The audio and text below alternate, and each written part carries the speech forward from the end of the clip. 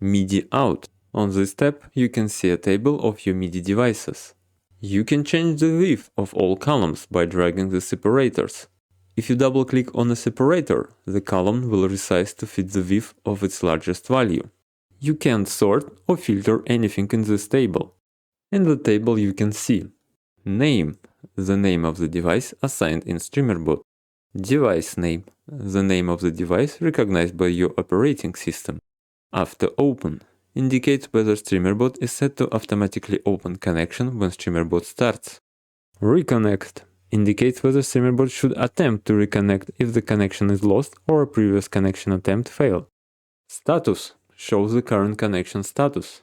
Possible statuses are closed, not found if the device is not detected by the system, open. If you right-click anywhere on the empty space in this area, a context menu will appear with the following options. Add opens a dialog window to add a new device.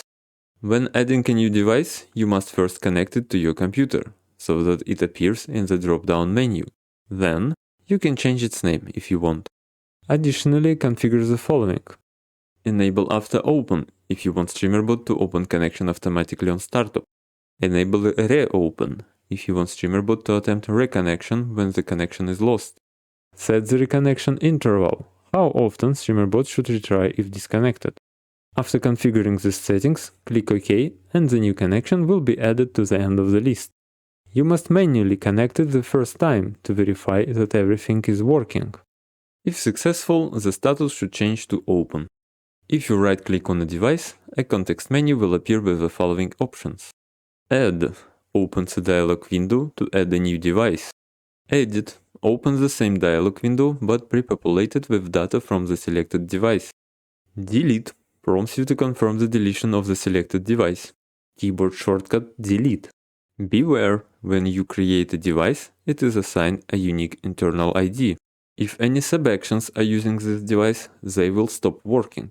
If you add back a device, even with the same settings, sub-actions will not revert to it automatically, because they were connected to the old internal ID, not the name or the device name you see in this table.